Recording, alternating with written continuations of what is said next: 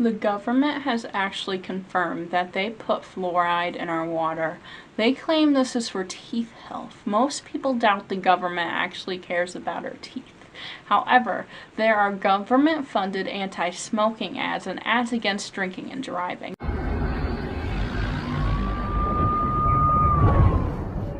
You knew the risks when you decided to drive drunk. There could be a crash. People could get hurt or killed. You could get arrested. But one thing's for sure, you were wrong when you said it was no big deal.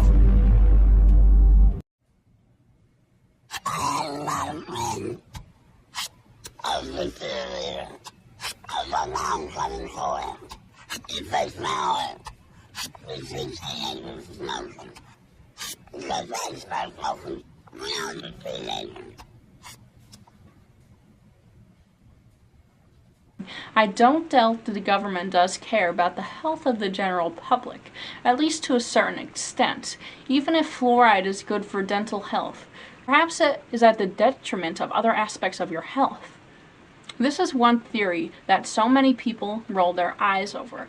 How can one not be able to raise an eyebrow or question the claim that chemical byproducts are beneficial and not harmful in any way? Well, I have done extensive research on the subject. Water fluoridation is a controlled addition to fluoride to a public water supply to reduce tooth decay at a level that is proven effective for preventing cavities. Drinking fluoridated water will create low levels of fluoride in saliva, decreasing the speed at which tooth enamel demineralizes, increasing remineralization in the early stages of cavities. In most cases, fluoridation is introduced to drinking water, typically costing less than $2 per person. In some countries, their water is naturally fluoridated at or above optimal levels. There are 57.4 million people worldwide in countries including Sweden, Finland, China, and Sri Lanka. Defluoridation is needed when the naturally occurring fluoride level exceeds recommended limits. In 2011, the World Health Organization suggested a level of fluoride around 1 milligram per liter. Bottled water typically has unknown fluoride levels. In most industrialized countries, dental cavities are a major concern for public health. 60 to 90% of school children, as well as the vast majority of adults, have cavities. Water fluoridation is shown to reduce cavities in children when used by children who have no access to fluoride toothpaste. Cavities were shown to reduce in 35% of baby teeth and 26% in permanent teeth amongst adult children. It isn't as clear how efficient it is for adults. Dentists say there is a noticeable difference between kids whose parents do not allow them fluoride and those who do. The kids who don't typically having worse teeth. In industrialized countries, it is seen as unnecessary because toothpaste is widely used and cavities aren't as big as a problem. For this reason, some scientists considered fluoridation to be unethical due to the debilitating effects of fluoride toxicity and the lack of informed consent. The World Health Organization states water fluoridation is beneficial to populations. The European Commission finds no advantage to water fluoridation compared to topical use. Community water fluoridation is rare in continental Europe, with 97% choosing not to fluoridate drinking water. Currently, about 372 million people, almost 6% of the world, have fluoride artificially added to their water in 24 countries, including Australia, Brazil, the United States, Canada, Chile, and Malaysia. In the United States, fluoride has been added to drinking water for over 75 years. It is considered to be one of the top 10 greatest health achievements in the 20th century. The CDC recognized these being vaccination, vehicle safety, workplace safety regulations, control of infection and disease, decline of deaths caused by heart disease and stroke, safer and healthier foods, healthier mothers and babies, family planning, recognition of tobacco as a health hazard, and the fluoridation of drinking water. When I first read this, I was a bit confused about the safer and healthier foods being on this, since the majority of the United States citizens consume a large amount of processed food containing an excess of sugar without much nutritional value. Then I remembered reading The Jungle by Upton Sinclair in middle school, which detailed the horrors of how shockingly filthy and unsanitary meat was before the 1910s. Studies show that consuming water fluoridated in safe amounts is safe for children, not having any adverse impacts on their brain and bone development. Reddit user IMRZZZ says, I am an immigrant to the Netherlands and they briefly fluoridated the drinking water in the 1960s and 1970s before stopping, deciding that it breaches the civil right to decide what you consume. I think Ireland is the only European country to make fluoride in the water compulsory. Anecdotally, people here in the Netherlands have pretty good teeth, but I think having free dental for everyone under 18, including topical fluoride treatments, has something to do with it. Reddit user Ellis Ryder says, I grew up with hippie parents and we lived in the country with well water, so no fluoride in water. My mom has an irrational anti-fact-based paranoia and we didn't have fluoride toothpaste, and I was not allowed to have fluoride treatments at the dentist. I would say I didn't get pretty much any fluoride until I was in college drinking city water at uni. Then not for a while after that when I lived in another house on a well and didn't have good dental insurance. Surprised I have a lot of fillings. Fluoride hardens teeth and is essentially an essential mineral. However, drinking fluoride has minimal impact once you're an adult. Its positive effects are mainly seen in children who consume tap water while their teeth are developing. Water fluoridation doesn't seem to do much for people who are able to practice proper dental hygiene, but has an impact on lower income populations who cannot afford to go to the dentist or buy fluoridated toothpaste. In 2013, Windsor, Canada stopped adding fluoride to their water. Just last year, they began to add it back after a council vote reversing the decision in 2018. In the 5 years that the Windsor water supply lacked fluoride, the children of the city experienced an increase in cavities by 50%. Calgary, Canada also removed fluoride from their drinking water for a few years in 2011, stating they would save $75,000. A year later, the Dental Association argued that with every dollar saved from not adding fluoride, an estimated $38 would be spent on dental care. At certain levels, fluoride can be lethal, but low doses for dental health are considered to be safe. 5 to 10 grams would have to be consumed to be lethal, but digestive discomfort can occur in doses 15 times lower. Excess consumption can cause bone deformities in children. This is the most common, with 1/3 of the population in parts of the world that drink groundwater, such as India. Of this, 10% of these areas water with natural contaminants, with an amount of water considered too high to be safe. However, adding small amounts of fluoride to drinking water is considered to be a cost-effective way to lower the £1.7 billion the UK healthcare system spends on tooth decay annually. So, is it possible that they are adding fluoride in our water not because they care about our health, but to save money on dental care, even if it is at the detriment of citizens' health? The UK offers to pay for people's dental care if they make under a certain amount per year. Tooth decay can lead to chronic inflammation, which can cause other health issues such as heart disease. However, in the United States, healthcare is not government funded. The population has to pay for their own dental services, even if they don't have the money to pay for it. So if it is not for tooth health, like conspiracies theorize, it's not to save money, then what do they think it's for? According to the National Library of Medicine, adding fluoride to water can have adverse effects. While fluoride works for teeth, it's shocking how there isn't more conversation on the trade-offs involved, specifically in brain development, notably lowering IQ. Tests from Mexico and Canada with groundwater naturally containing fluoride suggested that early life consumption of fluoride can cause cognitive defects. In China, children were tested to see if there was a correlation between IQ and levels of fluoride naturally occurring in their water. Overall, the children who lived in the areas with the highest levels of fluoride exposure had lower IQs compared to the children in lower exposure or control areas, the average difference being 7 IQ points. However, the level of fluoride in their water is higher than what is artificially added in controlled amounts, which experts say are safe. Fluoride is classified as a neurotoxin in the world's most prestigious medical journal, but so is the artificial sweetener aspartame, which several people consume. According to conspiracy theorists, dental health is just a ploy for the government to add fluoride to our water for sinister reasons.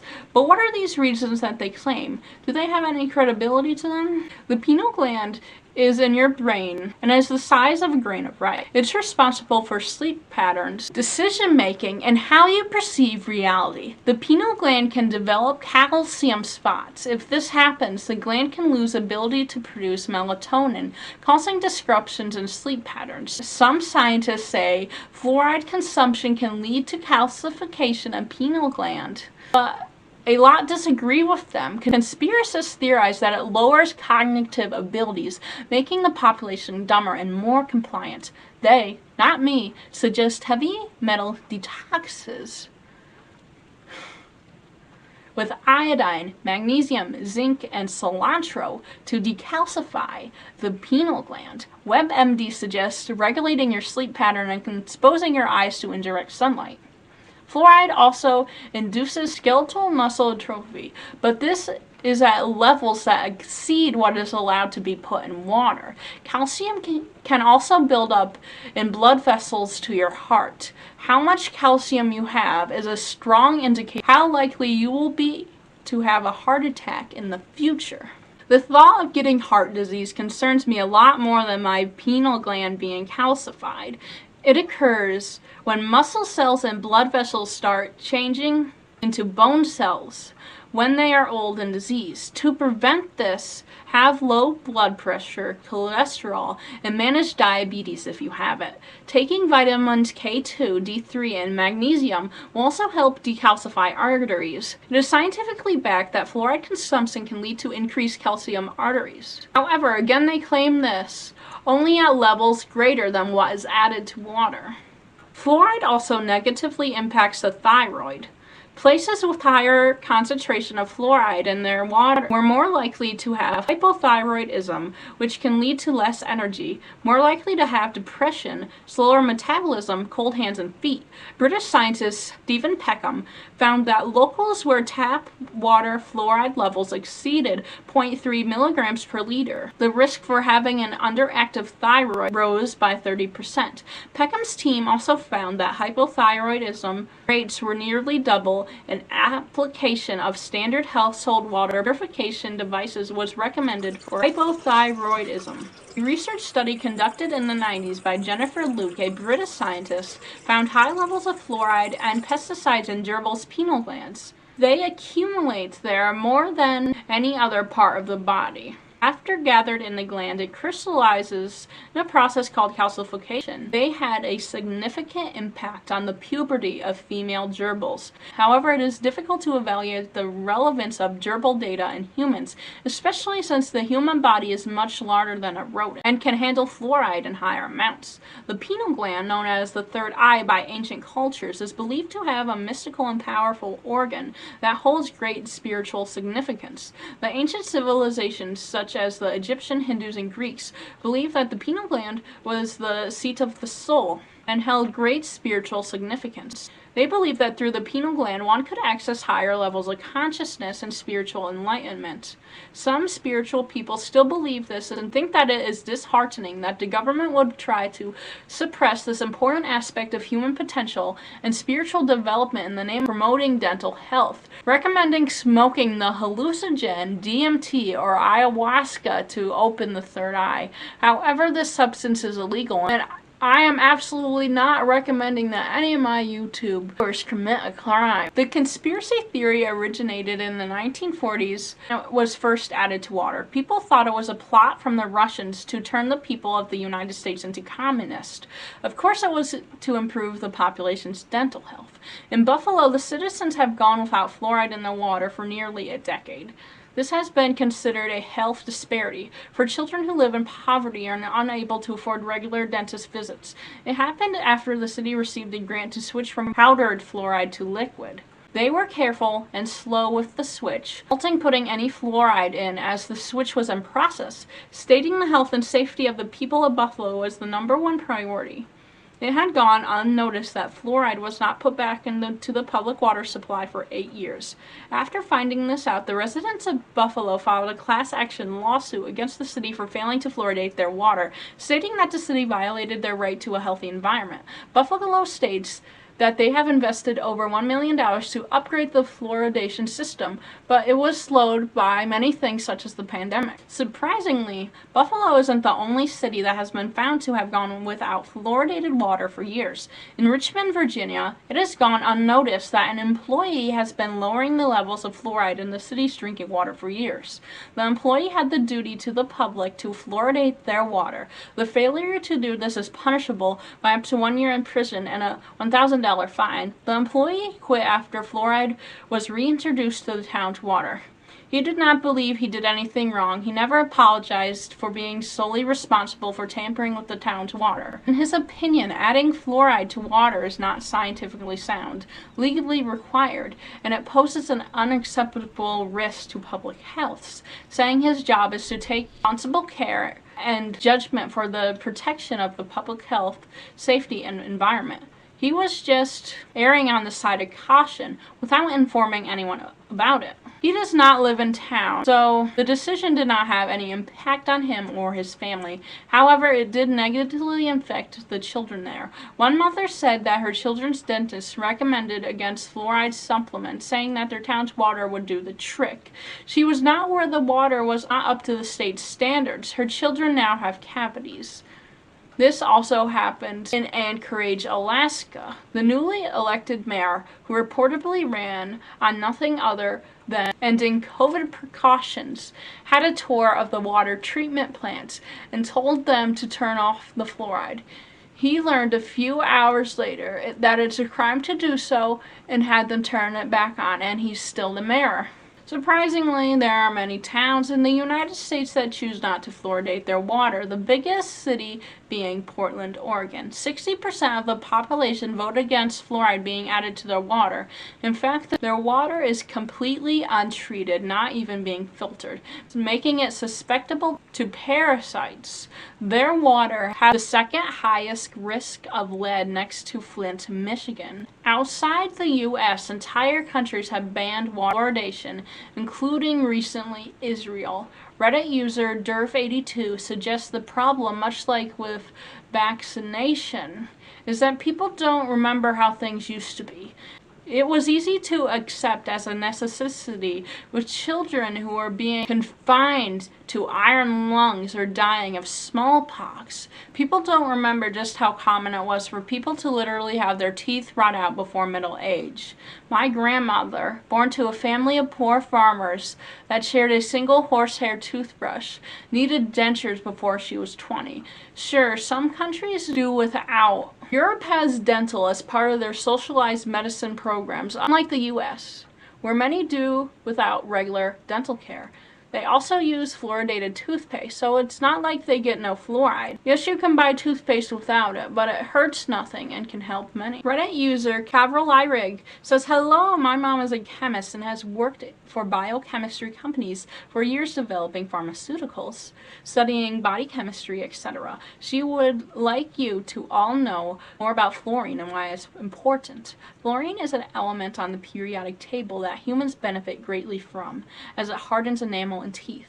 But it also helps to strengthen our bones within our body. Fluoride is a mineral that is naturally occurring like salt and is prevalent in soil, water, rock, etc. The most common way humans would ingest fluoride in dentistry was eating of vegetables or drinking of natural water sources which had absorbed them from the soil. A long time ago, scientists discovered the benefits of the element and its association with dental hygiene, and started creating paste from these fluoride minerals for us to clean our teeth with. Noticing that humans on average do not get enough fluorine in their diet to help combat bone weakness and enamel loss, public health officials realized a safe and simple way to introduce fluorine into children and adults was through public water sources, where trace amounts could be introduced. Those of society who could maybe not afford to buy toothpaste and or take care of their teeth or bones.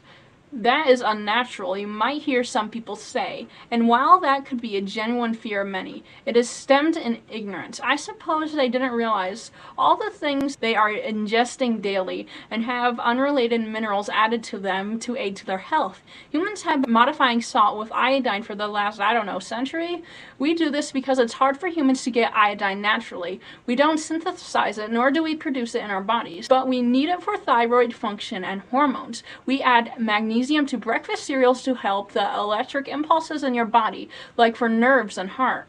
The concept that fluoride is toxic is a dangerous statement because, in effect, what mineral isn't toxic in high doses? While it is true that no one should ever just swallow their toothpaste, as that could strain on our biological filters or the kidneys, and could have the opposite effect on our bones and cause weakness, embrittlement, or osteoporosis. It is a case of too much of a good thing can be bad. Furthermore, we don't drink bottles of iodine used for wound care because it becomes a toxic poison if we can't regulate the intake. We don't, or rather we shouldn't eat lots and lots of sugar because it isn't healthy for us in ungodly quantities. We could experience seizures, heart failure, and nervous system failure if we eat multiple dozens of tablespoons of salt a day. But we need table salt as an electrolyte in our body. On the other hand, humans can get very, very sick if we don't get the minerals and vitamins we need, so it becomes a very delicate balance. In short, fluoride in public water sources are a benefit to you living in a civilization that has all but mastered understanding what a body needs to be healthy. If you don't want to drink water with fluorine in it for whatever reason, I understand that you have a right to feel that way, but don't tell people that it's dangerous or toxic to drink water with it present, because that simply isn't true. On the other side of the argument, user "Can I get some chicken strips?" asked, why is everyone okay with fluoride in their water sources? I have an 11-month-old daughter, and my wife and I are absolutely adamant about not allowing her fluoride, at all. Whenever possible, we use tested filtered RO water for her bottles, any food we feed her, etc., amongst other fluoride evasion tactics. She's blowing even our pediatrician's mind, walking at 10 months, using sign language, and definitely understanding us when we talk to her. I'm not saying it's the lack of fluoride, but it might be. Anywho, I was at my mom's house the other day, and we were eating lunch, and my aunt was holding the baby and started feeding her tap water from a glass. I lost my shit and grabbed the baby. I overreacted and had to out myself as an anti-fluorider. I started tinfoil hatting the family, and they looked at me like I was insane. What about her teeth? She'll have dentures at 15. There's nothing wrong with fluoride in the water. They wouldn't add anything that would hurt us. I showed them the photos and the articles and the antidotes, and they just couldn't be made to believe it. If the thought of drinking fluoridated water upsets you, thankfully there are ways to get it out of tap water. You could distill it, but keep in mind not to drink distilled water unless minerals have been added back in, or directly with meals. It's basically so void of all minerals that it will pull them out of your body to reach a state of equilibrium. It has been shown that it can even pull calcium from their teeth if drank in rapid succession or in large quantities on an empty stomach. There are water filters that can filter out certain chemicals, such as purely filtered water pitcher that claims to filter over 98% of fluoride and 100% of chlorine. If that does bother you, you should probably buy testing strips to see the levels of fluoride in your water. In pretty much every anti-fluoridation thread I have read, people recommended setting up a reverse osmosis system under your sink. These are about $300, but are the best way to remove additives from your water. Denver, as well as many other locations, have naturally occurring levels of fluoride that are considered unsafe some of which is filtered out to bring it down to state regulations. Yet people switch over to wells in the suburbs to avoid fluoride. You're getting above the state's maximum instead. If you are extremely bothered by additives in your water, it is important to know your body also absorbs water as well as other crap in it when you shower. Thankfully, you can simply buy a shower filter. Some people also believe using toothpaste with fluoride can be bad for you. I don't see how, since it's not ingested. Is it possible that the fluoride conspiracy theory was conducted as a marketing scam to make crazy conspiracy theorists buy bottled water? Some people who are against this theory suggest that. Side note, I personally don't understand why people buy bottled water. As someone who is against single-use plastic and is also a cheap bastard, like, you can get water free from sinks. If you don't like the crap in tap water, then you can buy a water filter and save money in plastic. I recognize my privilege. However, I know there are unfortunately many places in the world where there isn't any clean tap water. And it is pathetic that some people are complaining about fluoride in tap water when you can still safely drink it. This was a major inconvenience to me just traveling to these places for a few days. I cannot imagine what a pain it is to live there. They may have gotten used to it after living there their entire life. However, if you live in a place with drinkable tap water and still regularly buy bottled water, why? In conclusion, they are putting fluoride in our water to turn the frickin' frogs gay. In reality, after doing extensive research into fluoride, I have concluded there is no conspiracy and it is truly added to prevent cavities. High levels of fluoride can have numerous negative impacts on children's development, but when added to drinking water in controlled amounts, it has no negative impacts. Calcification of the pineal gland mostly negatively impacts circadian rhythm and melatonin production. The government is not adding fluoride in our water to make us dumber and more compliant to their orders. Cities have stopped adding fluoride to their water and reversed the decision after 5 years as cavities in children rose 50%. I do not personally believe fluoridated water is harmful and will continue to drink tap water. Even if I did, I still probably wouldn't care enough to filter my water. It is hard to get me to care about something.